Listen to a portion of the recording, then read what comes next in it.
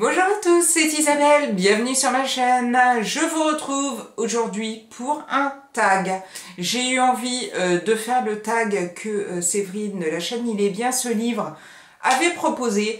J'ai longtemps hésité parce que ce tag, qui s'appelle donc le tag de l'angoisse, alors c'est vrai que quand j'ai vu le tag de l'angoisse, je me suis dit bon bah ça va être un tag sur nos lectures gore ou hard, enfin des lectures bien trash ou bien noires. Et finalement, non, pas du tout. En fait, le tag de l'angoisse, c'est sur nos pires lectures. Alors je me suis dit, est-ce que je le fais? Est-ce que je le fais pas? Et puis les questions, en fait, la première fois que j'ai entendu les questions, je me suis dit, oh là là, mon Dieu, mais qu'est-ce que je vais pouvoir mettre? Et puis je me suis dit, allez, j'ai essayé de poser un peu les questions, de voir un petit peu ce que je pouvais mettre. Et je me suis dit, on va filmer cette vidéo. Et puis comme ça me permettra aussi, vous, de savoir ce que vous auriez répondu à ces questions. Et la première question, c'était ta plus mauvaise lecture. Donc, durant toute la période.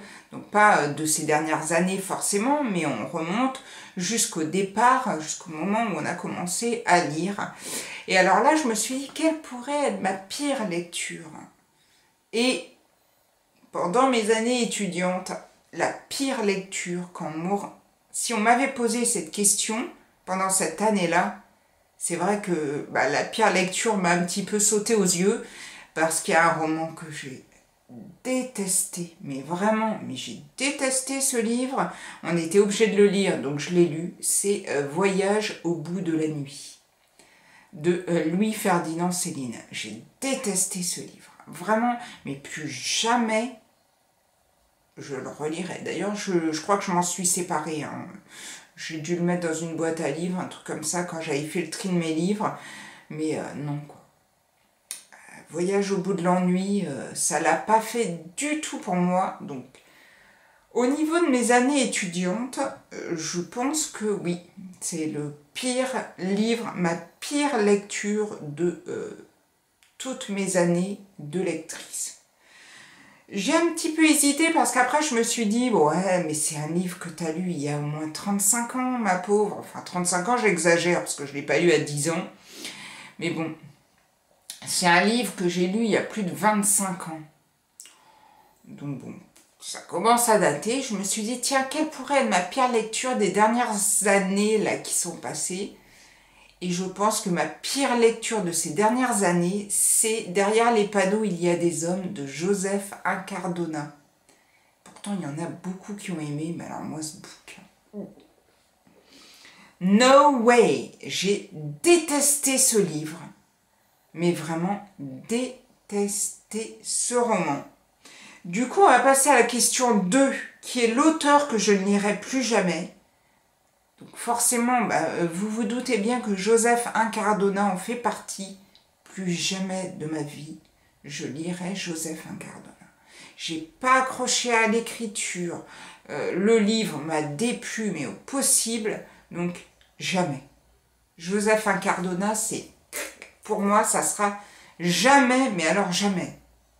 Même si un livre pourrait me tenter, même si un livre pouvait me tenter et que tout le monde en fait vraiment, que ça fait le buzz et que tout le monde dit que c'est le meilleur roman qu'ils ont jamais lu, ça ne sera pas possible pour moi.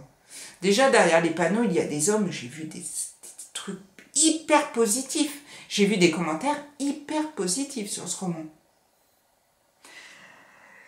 Je suis toujours sur la question 2, qui est l'auteur que je ne lirai plus jamais. Je me suis quand même rajouté un auteur. J'aurais pu mettre Louis-Ferdinand Céline, mais vous doutez bien que de toute façon, jamais j'aurais eu l'idée de relire un de ses livres.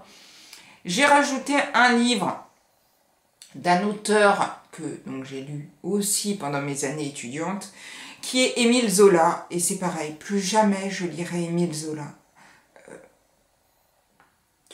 Pas parce que c'est mal écrit, mais plus parce que la période de ces romans et l'ambiance de ces romans ne me plaît pas du tout. Et c'est vrai que, bon, l'Assommoir, Germinal, tout ça, on l'a étudié en classe. Voilà. On doit lire un Émile Zola histoire de se faire une opinion, mais moi, voilà, je l'ai lu, je n'en lirai plus. Je passe du coup à la troisième question, qui était la pire vidéo ou article que j'ai fait. Alors, j'ai cherché, personnellement, je n'ai pas trouvé de pire vidéo. En général, je ne regarde jamais mes vidéos. Donc, une fois que j'ai mis en ligne ma vidéo, je ne la regarde plus. Et j'ai pas forcément envie de revoir ma tête. Déjà que j'ai beaucoup de mal quand je monte mes vidéos à me dire mon Dieu, mais quelle horreur. Donc du coup, vous vous doutez bien qu'une fois que c'est mis en ligne, pour moi, c'est pas oublié, mais presque. Donc je vais pas forcément regarder les vidéos que j'avais fait avant. Et je me dis, bah, de toute façon, pour moi, si je devais juger, je dirais toutes mes vidéos, parce que vu que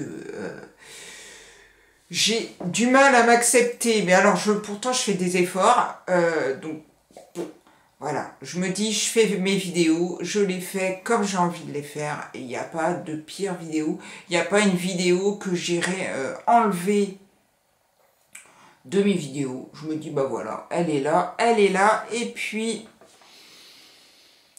j'ai un peu regardé, mais même sur Instagram, il n'y a rien que j'irai enlever, puisque de toute façon, sur Instagram, en général, à part une ou deux ou trois petites photos où j'ai mis autre chose, c'est très souvent, à 90%, c'est une photo d'un livre.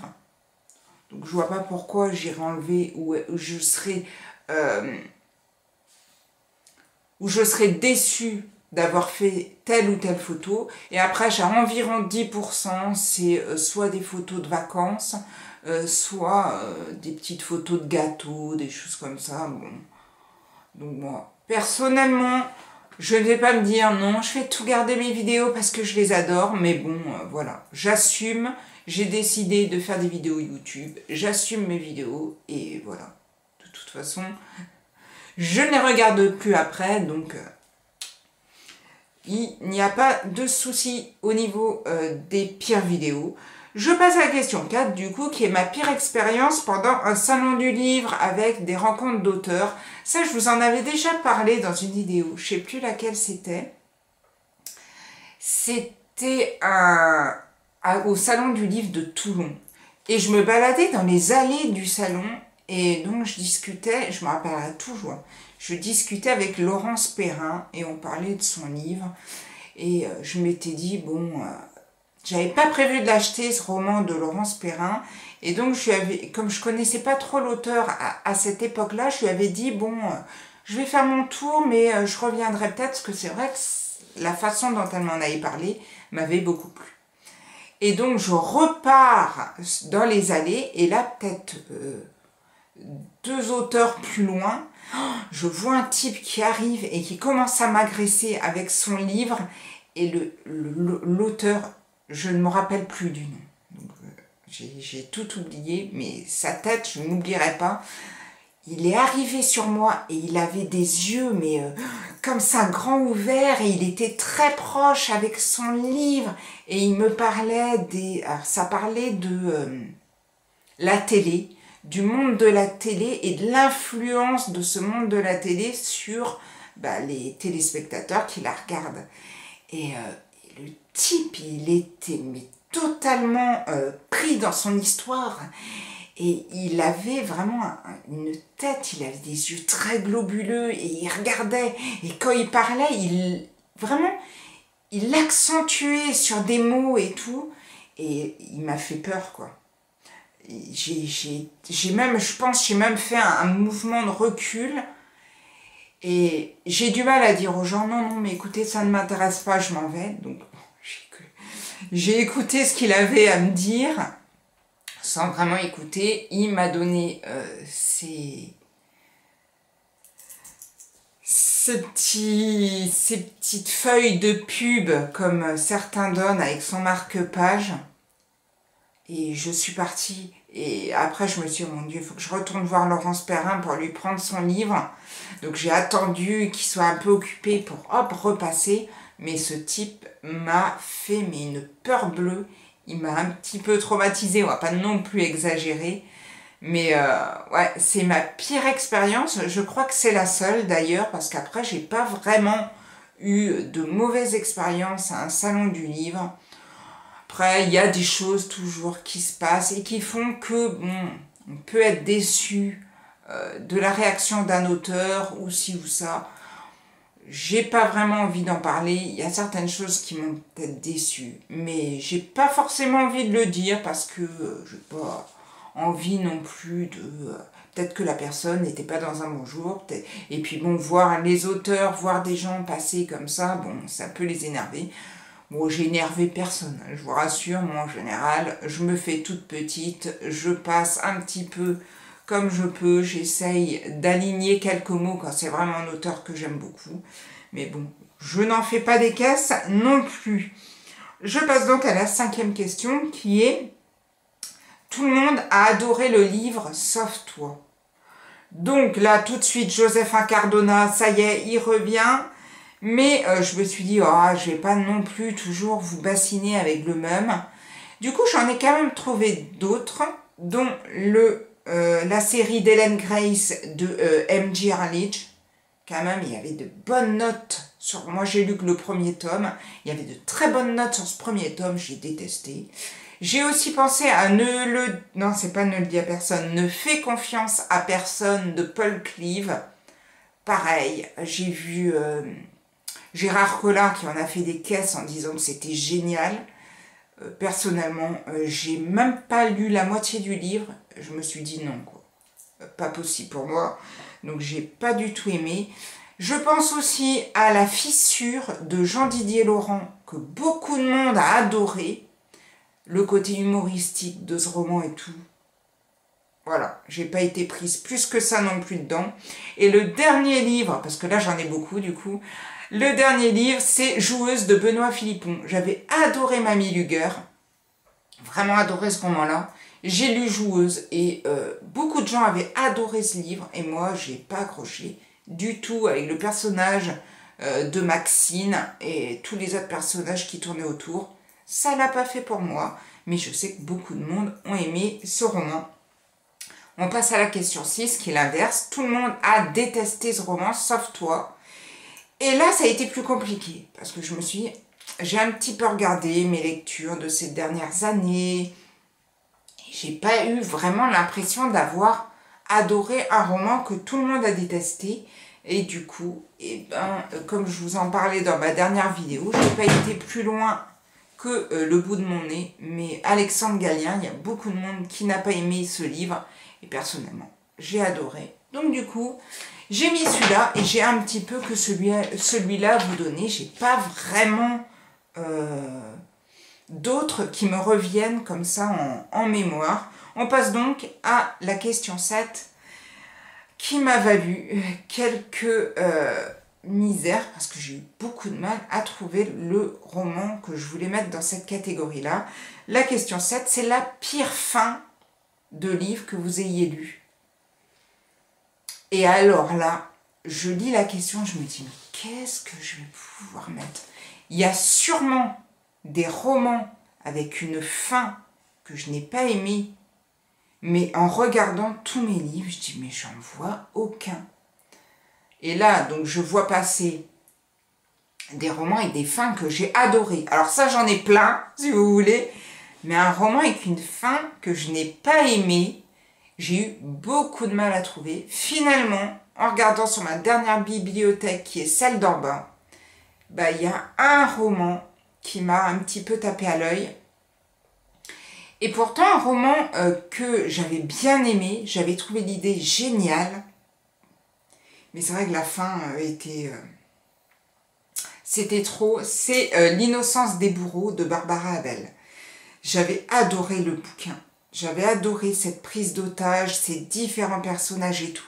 Sauf que la fin, bah, j'ai trouvé ça un peu gâché. J'ai trouvé ça comme si on avait voulu rajouter un truc sur la fin, mais vite fait, et vas-y que je te mette un truc un peu qui n'a plus rien à voir, enfin si, qui a un peu à voir, mais qui a été rajouté un petit peu à la va-vite, et histoire de terminer le livre.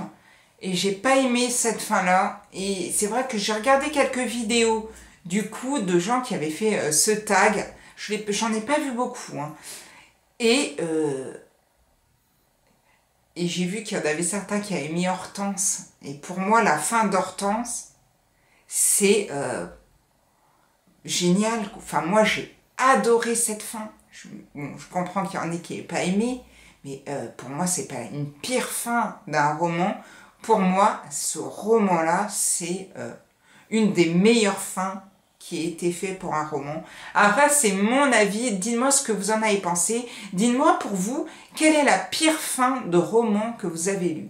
Ça peut me donner des idées. Peut-être que je me rendrai compte que, ah ouais, finalement, il y avait aussi ce roman-là. Mais moi, le seul que j'ai vu, c'est L'innocence des bourreaux. C'est vrai que j'ai vraiment été déçue par cette fin. On passe à la question 8, qui va vite être passée. C'est une mauvaise expérience avec une maison d'édition des abonnés ou des auteurs. Personnellement, je ne reçois aucun livre de maison d'édition. Alors, c'est pas parce que j'en ai pas envie, mais c'est parce que je me demande avec bon, mes petits 600 abonnés si je suis vraiment légitime à demander des livres avec seulement 600 abonnés. Ce qui fait que j'achète tous mes livres. Et donc forcément, je n'ai pas de problème avec mes maisons d'édition. J'ai eu quelques auteurs qui m'ont envoyé, quand j'acceptais, qui m'ont envoyé leur roman pour lire sur ma liseuse. J'en ai eu 2-3. J'ai pas vraiment eu une mauvaise expérience non plus. J'ai lu le roman. J'ai fait soit une vidéo, soit un avis écrit sur Babelio. Et j'ai pas grand chose non plus au niveau mauvaise expérience. Et mauvaise expérience avec des abonnés, personnellement, je n'ai aucune mauvaise expérience avec personne non plus, j'ai rien à dire. On ne m'agresse pas ni sur mon fil de commentaires juste en dessous. J'ai vraiment que des gens hyper gentils, donc non, je n'ai rien à dire sur cette question. On passe à la question numéro 9, qui est un livre que j'ai surestimé. J'ai par exemple adoré cette lecture et au fur et à mesure des années, je me dis, bah ouais, peut-être pas trop. Alors, dans ce style-là, et j'ai oublié de le rajouter, j'avais pensé à La Chambre des Merveilles de Julien Sandrel. Quand je l'avais lu, c'était pas vraiment le type de roman que j'ai l'habitude de lire. Et c'est vrai que je m'étais dit, oh bah, super idée. Je trouvais ça bien écrit. Et au final, plus j'y pense et plus je me dis, tu l'as sûrement surestimé ce roman. C'est la même chose pour Je suis là de Clélie Avis. Hier en regardant, je sais que j'avais beaucoup aimé ce roman-là. Il est sur ma bibliothèque et je ne me souvenais même pas de quoi se parlait ce livre. Donc personnellement, je pense que je l'ai surestimé. J'ai aussi mis un livre plus récent qui est Chaviré de Lola Lafont. Sur le coup, je trouvais que c'était plutôt bien fait. Après, ça n'avait pas été un coup de cœur. Donc bon, je l'ai surestimé parce que j'ai dit vraiment des choses très positives sur ce roman. Je reviens pas trop dessus parce que c'est pas non plus un gros coup de cœur. Mais bon, je l'ai peut-être un peu surestimé quand j'y pense maintenant. Et le dernier, bah, c'est quand j'ai pensé à la pire fin que j'ai lue. Je pense que j'avais à l'époque surestimé L'innocence des bourreaux. Que j'avais vraiment mis en coup de cœur. Et je me dis non, franchement, cette fin, c'était pas possible. Comment t'as pu le mettre en coup de cœur? Donc je le rajouterai, L'innocence des bourreaux de Barbara Abel. Et je pense que c'est les 4 livres qui me reviennent, que je pense vraiment avoir surestimé et que au final j'ai moyennement aimé. Je passe sur la question 10, sinon ça va durer 15 plombes. Une lecture que je n'assume pas avoir lue, mais que j'ai aimée. Alors là, je suis un peu restée de glace parce que en général, si j'ai envie de lire un livre, j'assume le fait de le lire. Il y a des livres, c'est pas que j'assume pas, je l'ai lu, donc j'assume le fait de l'avoir lu, même si c'est pas un livre que j'ai aimé et même si c'est pas un livre que je continuerai à lire. Le seul qui me viendrait comme ça à l'esprit, c'est After. Passé un temps, j'avais une copine, une amie lui avait acheté le livre After et du coup elle me l'avait passé. Elle m'a dit « Ah bah si tu veux le lire et tout ». Et je m'étais dit « Bon bah c'est con, on me l'a prêté, je vais quand même le lire ». Donc je l'avais lu. Je ne l'avais pas du tout aimé, donc ça va pas trop avec cette question, mais c'est le seul livre qui me vient en tête parce qu'en général, si je lis un livre, c'est que j'ai envie de le lire. Surtout que moi, je n'ai pas de pression de qui que ce soit pour me dire « lis ce livre ». Donc du coup, j'ai pas vraiment de honte d'avoir lu un livre ou un autre. Je vous dis After, mais je ne l'ai pas aimé, donc ça rentre dans la moitié de la question, même si je n'ai aucune honte d'avoir lu After. Ça m'a donné une idée de quoi parlait ce livre, mais bon, j'ai pas vraiment de honte et j'ai pas vraiment de livre auquel j'ai eu honte et que j'ai aimé. Ça vraiment, si vous en avez, n'hésitez pas à me le dire. Ça par contre, je suis assez curieuse de savoir s'il y en a d'autres qui ont une réponse à cette question-là. Je passe sur la question numéro 11, qui est l'avant-dernière question. Qu'est-ce qui est rédhibitoire pour toi dans un livre et qui te fait abandonner le livre immédiatement? Il y a plusieurs choses. De 1, si je m'ennuie d'un bouquin, si le livre m'ennuie, j'aurais du mal à aller jusqu'au bout. De 2, si aucun personnage ne m'attire dans l'histoire, si aucun personnage ne me prend par la main pour justement que je rentre dans ce livre, ça sent mauvais. Si l'auteur met à tout bras des scènes de sexe durant tout le bouquin, alors qu'il n'y en a pas besoin, que ça n'amène rien à l'histoire, ça va me gonfler. J'ai aussi la dernière chose que je déteste, mais je déteste ça dans un roman, c'est quand un auteur te met des mots hyper compliqués que tu n'as jamais vus de ta vie, donc tu es en train de le lire et que toutes les pages, tu as au moins 2-3 tu es en train de lire le bouquin et tous les 2 pages, tu as au moins 10 mots à chercher dans le dico. Je déteste. Ça m'énerve. J'ai l'impression c'est je mets des mots compliqués parce que toi, tu auras du mal à les lire, mais tu verras que moi j'ai de la culture générale et que je connais ces mots. Horreur. Alors ça, en général, c'est le plus rédhibitoire de tout ce que je vous ai mis, puisque je me suis ennuyée dans les détectives du Yorkshire. Je n'ai été attachée par aucun des personnages, mais je suis allée jusqu'au bout. Donc, tandis que là, les mots compliqués, je déteste. Je déteste ça. Après, l'ambiance générale du roman. Si vraiment je ne suis pas prise par l'ambiance du roman, par l'écriture de l'auteur, bon, c'est mort. Je ne reviendrai pas sur Joseph Incardona parce que là, je ne pense qu'à lui. Là, j'ai un gros panneau qui clignote. Joseph Incardona, derrière les panneaux, il y a des hommes, j'ai détesté. Bref, vous le savez. On passe à la question qui est la dernière, la 12e question. J'attendais une claque et c'est une grosse déception. Ah, pareil, j'ai regardé un petit peu mes bibliothèques. J'ai tout de suite pensé à L'homme au murmure d'Alex North. J'attendais vraiment une grosse claque. J'avais vu des avis positifs sur ce roman, serial killer, enlèvement d'enfants, meurtre d'enfants et tout. Je m'étais dit, c'est bon, c'est pour moi, c'est plié. Et j'ai détesté. J'ai détesté ce roman-là. Et après, Il y en a un autre qui m'est revenu à l'esprit, c'est c'est HS 7244 de Lorraine Le Tournel-Laloux.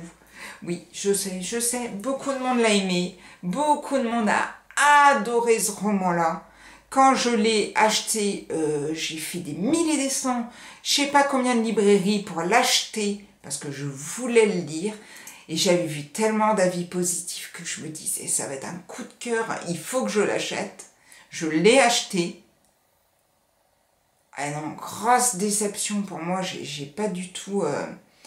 j'ai pas du tout accroché à ce roman-là. Peut-être parce que j'avais vu tellement d'avis positifs sur ce livre-là que bon, bah voilà. Moi, j'ai été déçue par ce livre-là et donc je mettrai ces deux bouquins-là. Je serais curieuse aussi de savoir, vous, s'il y a des livres dont on vous a parlé, que vous avez acheté en vous disant « Waouh, ça va être une super lecture » et vous avez été déçu. Il doit y en avoir beaucoup. Après, ça doit être au goût de chacun.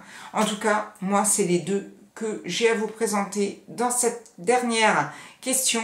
Si vous avez envie de partager vos réponses, n'hésitez pas à le faire. Et moi, je vous dis à bientôt pour une prochaine vidéo. Et merci à Séverine, parce que c'est vrai qu'il était quand même sympa ce tag. C'est pas du tout le style de tag. Déjà, j'en fais quasiment jamais. C'est pas du tout le style de tag que j'aime faire. Mais bon, après, bon, je fais pas vraiment de tag. Ça me met pas mal à l'aise, mais un petit peu. Et puis alors là, c'était vraiment les pires lectures.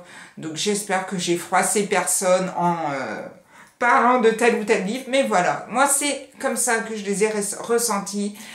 Bon, j'ai essayé d'être quand même soft. Et bon, c'est vrai que plusieurs questions ramenaient toujours un petit peu aux mêmes auteurs et aux mêmes livres. En tout cas, je vous souhaite à tous de belles lectures et surtout pas de tags de l'angoisse, pas de livres de l'angoisse pour vous. Et bah oui, ça serait top si on n'avait que des belles lectures. En tout cas, prenez soin de vous et à bientôt. Ciao, ciao!